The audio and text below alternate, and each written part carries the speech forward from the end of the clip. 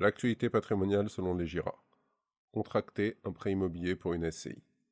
Lorsque l'on veut transmettre son patrimoine immobilier, la manière la plus efficace est de passer par le biais d'une SCI. Mais pas de n'importe quelle manière. La société doit être la plus endettée possible pour diminuer les frais de succession. Une complexité supplémentaire à lever pour obtenir un financement bancaire. Mais, au moins, connaissez-vous les conditions d'accès au prêt immobilier à travers une SCI ? Même si nous sommes en présence d'une personne morale, la SCI subit un traitement particulier. Nous sommes face à un type de société semi-transparente où les associés endosseront à la place de la société civile le paiement de la fiscalité, le paiement des dettes et la responsabilité juridique en cas de litige, à proportion de leur détention de parts sociales. Ce n'est pas totalement le cas si à la création de la société immobilière, ou même ultérieurement, vous avez opté pour l'imposition sur les sociétés. Quel taux de crédit pour une SCI ? D'un point de vue général, cette dernière pourra emprunter dans les mêmes conditions qu'une personne physique. Elle sera considérée de la même manière qu'un associé personne physique en termes de taux et de durée de crédit possible. Résidence principale et prêt à taux zéro.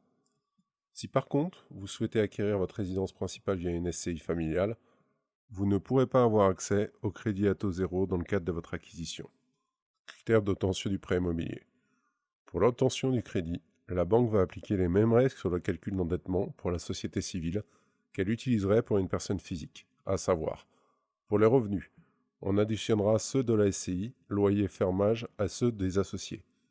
Du côté des charges, tous les crédits seront retenus, aussi bien de la société que ceux de tous les associés. Prêt immobilier et SCI, attention aux garanties bancaires. Bien que l'on crée une société civile, on y introduit immédiatement les enfants pour anticiper les questions de transmission de patrimoine. Une bonne chose en soi. La contrepartie est que si vous souhaitez recourir à un emprunt bancaire pour l'acquisition d'un bien par le biais de la société, la banque vous demandera quasi systématiquement de vous porter caution solidaire de la société familiale. L'hypothèque du bien ne sera pas vue comme un critère suffisant pour l'établissement bancaire. Prêt immobilier SCI, le paradoxe de la banque et du banquier. Une des vocations de la SCI est de pouvoir acquérir un bien immobilier à plusieurs. Elle rend le financement plus accessible auprès des établissements bancaires, en tout cas en théorie.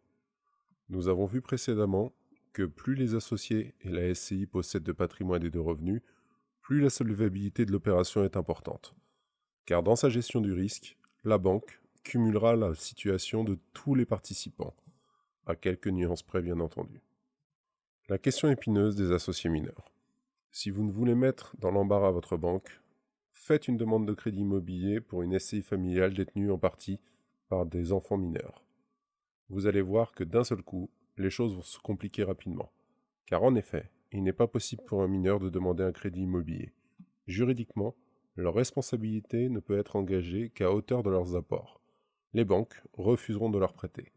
La SCI, de ce fait, devient plus protectrice pour les emprunteurs, surtout si les parents sont usufruitiers des parts de la société familiale. Les intérêts du banquier avant ceux du client. Si les associés acceptent de se porter caution solidaire au montage du crédit, le financement d'un prêt immobilier à travers une SCI est la solution la plus sécurisante pour une banque. Et l'on sait que moins une banque prend de risques, et mieux elle se porte. Mais tout ceci est vrai si on fait abstraction de la gestion des dossiers par les conseillers financiers en agence.